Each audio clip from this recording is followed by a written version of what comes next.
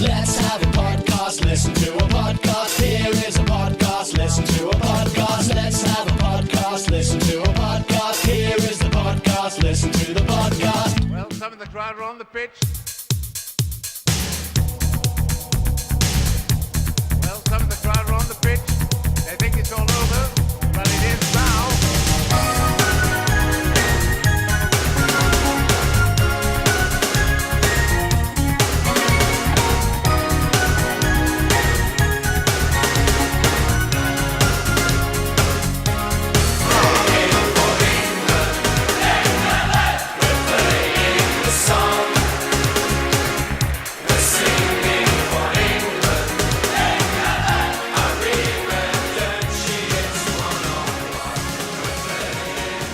And that was New Order there with World in Motion, which up until recently I only realised was not an ironic song and was actually a World Cup song.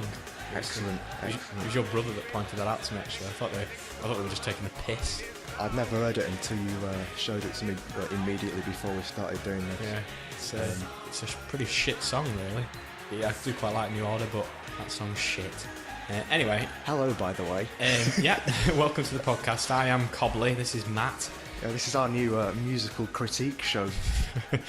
Yeah, well, I think, we'll probably eventually go into something like that. The name of this series, I don't know what it's going to be. It's Matt and Cobley sit in a room and talk about some things. Well, that's the working title. I think by the time it's released, it'll probably have a slightly better name. It won't have a better name, will it? Might do. I like it anyway because my name comes before yours. Yeah. Defying the laws of the alphabet. It'll have a better name. Basically, in each episode, we're going to converse about a topic which neither of us know anything about at all. The first one being sport, hence the New Order song at the beginning there. Yeah. To get us into the mood of sport. You're feeling sporty, Cobley. I'm looking feeling very sporty. Yeah, I've Those never tight shorts. Shut up. I'm not it's wearing one of the obligations of podcasting that we wear extremely tight shorts. I'm wearing jeans. Oh, you have to shatter the illusion for the listeners. No one cares. No one cares whether I'm wearing tight shorts. There's not like thousands of women at the other end of this fucking podcast that are now disappointed to learn that I'm wearing jeans. I think I've got Sonic the Hedgehog boxer shorts on. There we go, ladies. You're imagining it. I am. I'm imagining it. Right, I've finished imagining it now. Yeah, it's not that interesting. Anyway, sports. We've got to talk about sports. Yeah, we're here to talk about sports, aren't we? There are lots of sports, and that's pretty much all I know, really. I was never, We're due to our various social ineptitudes and sort of ignorance of the world, we don't care about sports, even though most people sort of do. I remember in primary school, all the kids used to be like fans of football. Yeah. Well, you would bring that up, wouldn't you? No, but did they not in your primary school? Did the kids never used to go, what do you support? And you had to pretend that you supported the team, otherwise you'd get slapped. Yeah. Glory, glory, Man United. I think that came from playground chants. Yes. Yeah.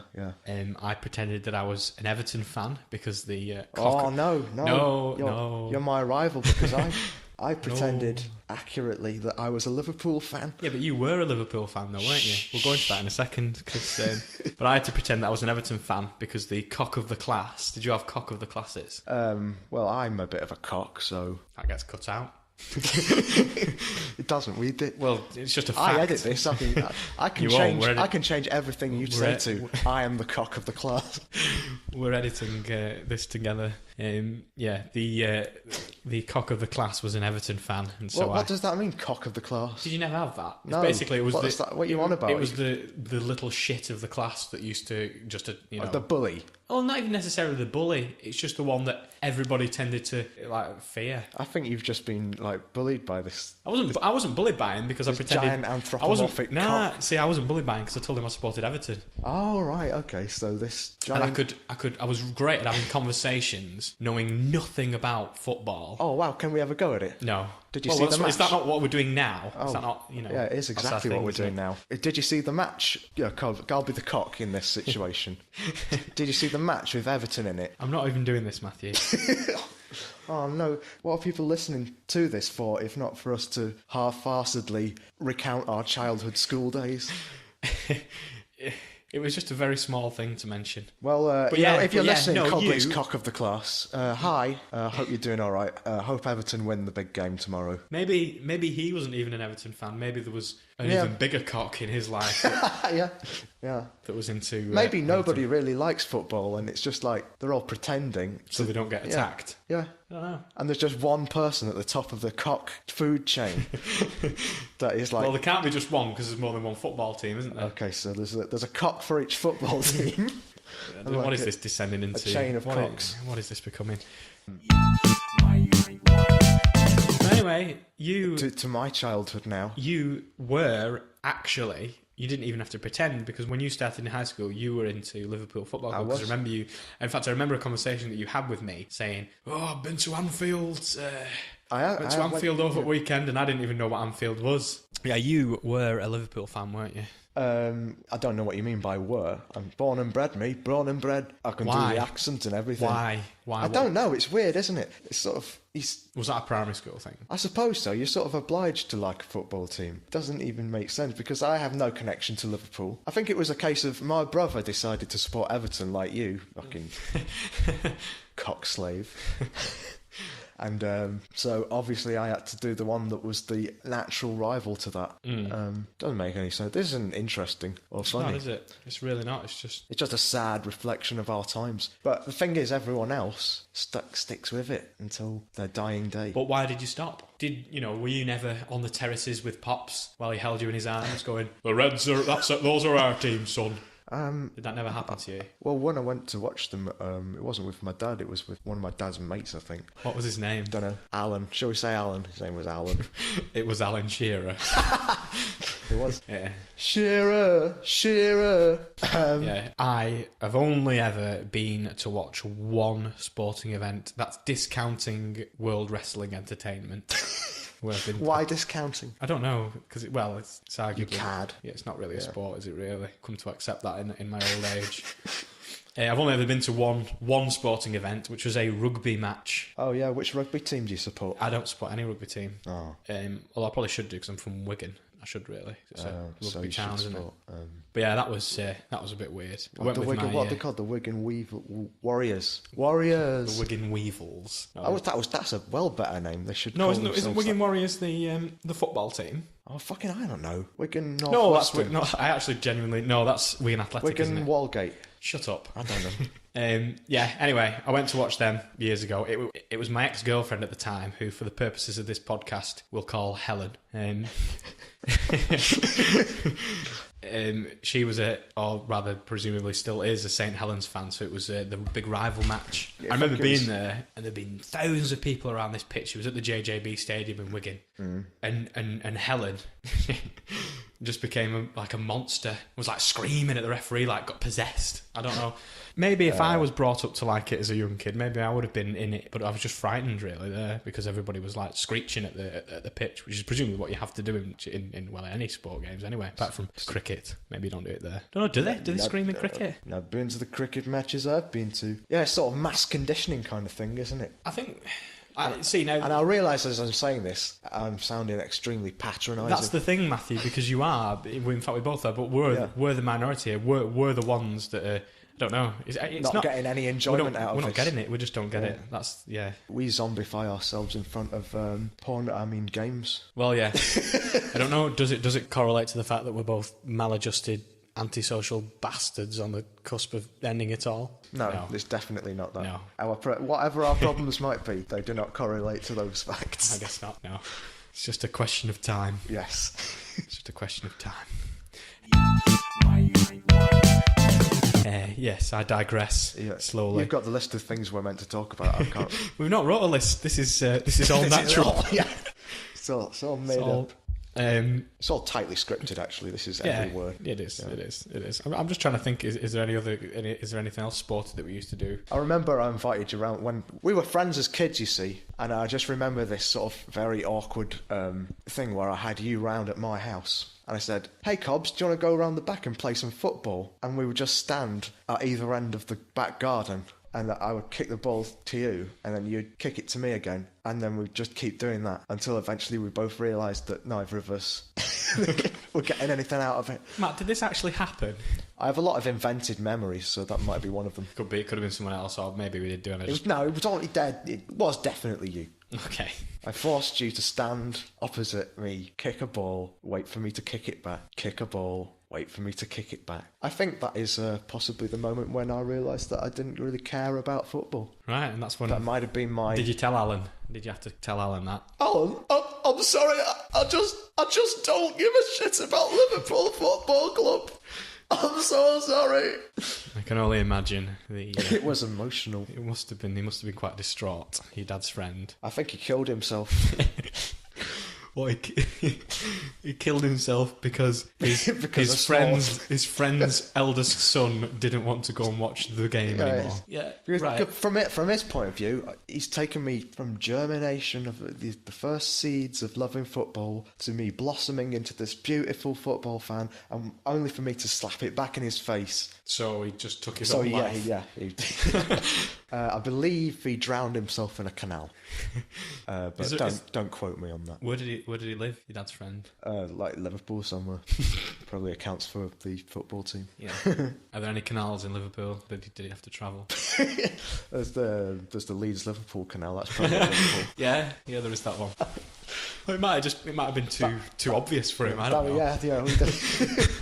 He might have wanted to make some kind of statement. Yeah, I didn't want to do anything cliche. He might have tried to find a name of a canal, that meant something to him in his situation. You tell me, I don't fucking know him. Well, the thing is, given he has devoted his life to Liverpool Football Club, I think it would be apropos for him to die in the Leeds Liverpool canal. But not the Leeds end. No, not the Leeds end. He'd have taken care. Did he just jump straight in, or did he climb onto a barge, and did he get run over by a barge? Can you get run over by a barge? Well, I think, Cobley, the thing about this, what we're doing now, is that we're making things up. Yeah. And given I know nothing about canals, barges, or football... That could be the next topic. That can be next week's show. Yeah, stay tuned next week. Barges. You hear about Alan's plight next week. Yeah. Okay. There'll be more about him. Yeah. I remember I was picked for the school running team once. Really? Yeah, I was in the school. I was one of the fastest runners in the school. Me. I was in the school running team for one day. Why did you stop? Got bored. Didn't want to do it. Was Mr. Boardman upset? Mr. Boardman being the sports teacher at the time. Yeah, I think it was another Alan moment with Mr. Boardman. But his attempt to kill himself was botched. And he lives on to this day. Yeah, a vegetable. But as he's a games teacher, no one's noticed. Boom! Ooh. Yeah, I do remember you used to be a good runner, actually, because I remember in games where... What do you mean used to be? I don't know, I've not seen you run for years. I haven't. Well, there you go. But I'm waiting for the call from Boardman. Matt, you gotta come out of retirement. We need you. There's been an accident. You're the only man that I can think of. But yeah, no. I don't have anything to say. Yeah, I remember what I was going to say now. You used to... I remember you used to be good at running because you used to run... When we used to do games... It's no secret when I was a young high schooler in my early teens, I was a little bit fat because I used to eat all the freaking time. And you used to steal my sandwiches. I actually did. And your mother used to put shitloads of mayonnaise on the sandwiches, so that's probably why I was fat. Incidentally, you're probably getting a picture now of the sort of quaint lives that we've both led. Leading up to this very moment. Yeah. Yeah, but I was obviously always at the back when we used to run around in circles for no reason because the games teacher couldn't think of anything else that we could possibly be doing. And I remember when you lingered at the back so that you could chat to me and Daryl, and then Mr. Butchall just went mental and just grabbed you and just pinned you up against the side of the wall, which really, thinking about it, was an assault. Yeah, but I was enjoying it. Yeah. Your dad complained about that, didn't he? Yeah. I can't be bothered talking about that. Does it hurt? It's emotional. They had a fight in the street. Yeah, he went down, didn't he, your dad, for doing him in, the games teacher? Yeah, I'm hoping. I mean, we're trying to get parole for him at the moment, but it's not looking good, to be honest, because he's a bit of a violent guy. It was a prolonged, sustained attack. Yeah, I recall. Which is probably why you don't really want to talk much about it. I don't. Yeah. He's a ferocious guy. I mean, what can I say? He's an angry man. Yeah. Your dad. I mean, even in prison, he's the cock of the prison, you might say. And everyone supports Southport Football Club. everyone in the prison supports Southport Football Club. And they all have prison days out to Southport FC. Yeah. They go on the arcades for a bit and watch the game and then go back to prison. Is it one of those prisons where you get day release? For purposes of this podcast, let's say yeah, it is that. There's all these hardened criminals walking around Southport beating the shit out of old ladies.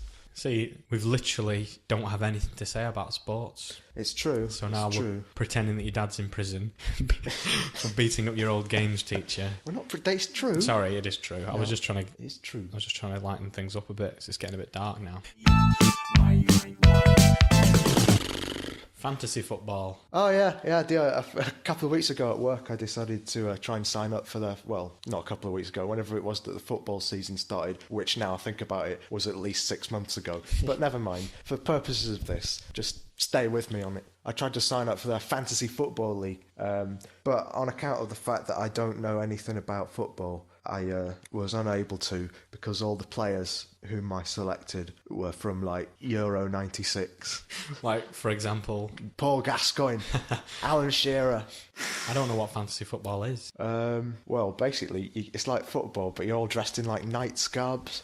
Oh, like medieval right. knights. Oh, so it's like It's more like what do they call it? Cosplay. Yeah. You know, where people dress up like, Batman and Harley Quinn and stuff. Yeah. And then pretend that they are those people and then have a big epic battle on a field. Of course, there's another kind of fantasy football, which is like I'm all in bondage gear, but I didn't sign up for that one. No, of course not. Not after last time. So essentially, you pretend to be Alan Shearer. Yeah. And then you go out on the pitch and then play. Yeah. You get a match from the past. Yeah, basically, yeah. And we'll be playing like the Roundheads or the Cavaliers or something, someone from the Napoleonic Wars, something like that. So essentially, it doesn't have to be historical, though. It could be like... On one side of the pitch, there are a team of popular football players from the ages, and on the other side of the team, there is a military leader and essentially a whole battalion of... Yeah, it could be that. It could be like orcs. Could be, goblins, that sort of thing. Knights. Fantasy, it's fantasy. Go wild with it. But birds, animals. Do you know animals? Well, dragons. That's brilliant. See, if I thought of that and put that on the thing, they'd probably let me in it. So you're probably better at it than me. If I'd watch that. Yeah, it'll be good, wouldn't it? A lot of people pretending to be famous footballers getting attacked by somebody pretending to be a dragon. Yeah. Oh yeah, because obviously it'll have to be one dragon for every 11 players. Well, it would be unfair otherwise, wouldn't it? Imagine 11 dragons on a football pitch. Well, I don't know. Could be like the little ones from Game of Thrones. Oh, yeah, the little baby dragons. Yeah. They're cute. See, we're supposed to be talking about sports. We're talking about Game of Thrones. We're talking about fantasy football now. Okay. Good Game of Thrones, isn't it? We're going to have to finish this in a sec, because I've got to go. And also, we don't have anything else to talk about. I was trying to make it seem as though we were on a tight schedule. I thought we were doing good with the fantasy football thing. But we took it as far as it could go. Unless you want space football. No, it wouldn't work. Wouldn't work that. The ball would float off. It would. Wouldn't it? I'm sorry, Cole. I just didn't. I didn't think. Right. I didn't think. Fucking space football. I don't know. Well, no, it just won't work. Underwater football. Ball will just float up. There's water sports. There's sports in the water. Isn't that a kind of pornography? Yes. Good. But I think it's nicknamed that because it's like a pun. And presumably it's amusing to call pissing all over each other a water sport. I don't think that's an actual sport. So you mean there wasn't a pissing all over each other team in the Olympics? Yeah, Britain won. Isn't it? Yeah. 5 gold medals. Yeah. I was at work when the Olympics ceremony started and I was eating a curry and the television was on and I didn't know what the hell was going on. Was it one of those ones where you get a fat bloke across to throw a thing? No, it was That's like the best one. No, it wasn't the javelins. It was an opening No. ceremony. It's the fat bloke throwing a thing. It's like a lump. The fat bloke throwing a lump. I don't know what the hell you're going on about. Fat bloke throwing a lump sport. I think it's Scottish. Oh, the big blocks of wood? That might be it, yeah. It's a fat bloke lump of wood thing. Why is it Scottish? And why did I react when you said I think it's Scottish? Remember like the Olympics board all gathered around in a table. Well, we've got sports from all over the country, but Scotland just haven't provided us with anything. Hey, well, we do have this sport right up in the Highlands. We call it throwing a big lump. Fat bloke throwing a lump. Fat bloke throwing a big lump.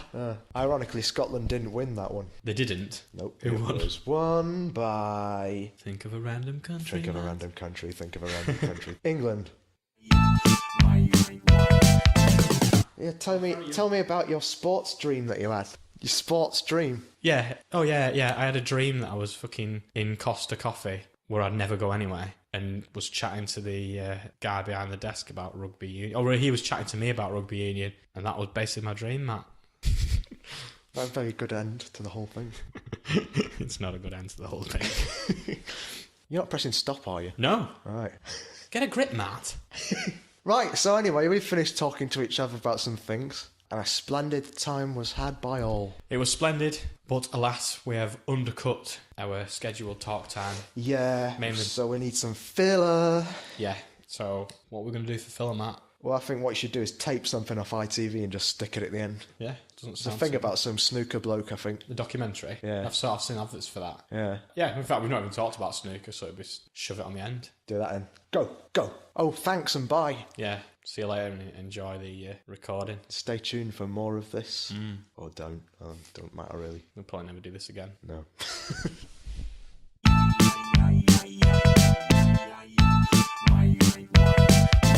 Five years ago, you couldn't go anywhere without hearing the name Ace Patrick. Patrick Mania, they called it. 19 times winner of the Snooker World Cup, loving husband, poster boy for snooker across the globe, and for the longest time, it seemed as though Ace was unstoppable. But his career was tragically cut short when he was critically injured at the Mexico 2008 Snooker World Cup finals in Chihuahua.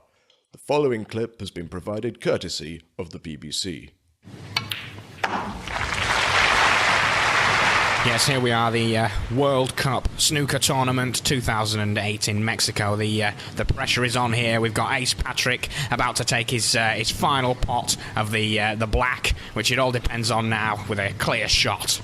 Yeah, the black is the last ball he has to put. Actually, that is the final ball on the table. That's correct. That is correct, Bob. Yes, it's as I said, a clear shot, and I'd stake my wagers for this match on it to say that this is almost certainly going to be Patrick's 20th World Cup snooker win. And I have to say, Bob, it's been one hell of a match. Aye, it certainly has. It certainly has, James. I've been on the edge of my seat for the entire time. Yes. Now, as we both know, Patrick is quite a short guy, and he's having to reach for one of those little extension things with the cross at the end there, if you can see. Aye. We should really find out what they're called. We've been doing this for 25 years. Yeah, I don't think they've actually got a name, Bob. I just think that they're just there. Well, I tell you what, James. If he lines up this shot correctly, I volunteer. We call them the Patrick Q. That's very funny, Bob. And I don't think anybody's in any doubt about. Oh my Jesus Christ! A fucking chandelier has just. Oh my God! A chandelier's just fallen on Ace Patrick's head. That is horrific. Oh my God. Oh. The hell has just happened there? I didn't even know that they had any chandeliers here. Oh my God. This is horrendous. They're sending out the Chihuahua paramedic dogs now to Ace Patrick. He's just lying there with a chandelier on top of him. I can't see him moving. This is horrendous. Bob. I've not seen anything like this in my entire life. Yes, unbelievable scenes here at the Chihuahua Palindrome. And as we all know, the rules of the game state that if one player is unable to complete the game of snooker, he forfeits the game. I can't believe it. I'm shocked. I'm shocked too, Bob. I'm shocked too. In fact, I think for one of the first moments in my commentating career, I'm speechless. It's a dark day for snooker and for Ace Patrick. A dark day indeed, James. I sat down with Ace Patrick on Monday night to talk over his career and how he's finding early retirement from what many people would consider living the snooker dream. Well, Ace, we've just played you the footage of your last day. How does it feel revisiting what really must have been an awful day for you after all these 5 years? Well, if I'm being brutally honest, it's quite traumatic. It's quite traumatic going back to that. I've not, I try to put it to the back of my head, really. No pun intended. What do you mean? Nothing. What I mean to say, though, Patrick, is 5 years ago you couldn't go anywhere without being mobbed by the press. Yeah, You know, everyone was crazy about you. Ace Patrick T-shirts, do you remember those? I do.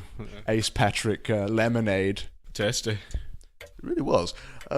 But what I mean to say is to go from all that to today, when really there are very few people who particularly know who you are anymore. Well, I wouldn't necessarily say that. You know, there's lots of snooker fans out there that still know me.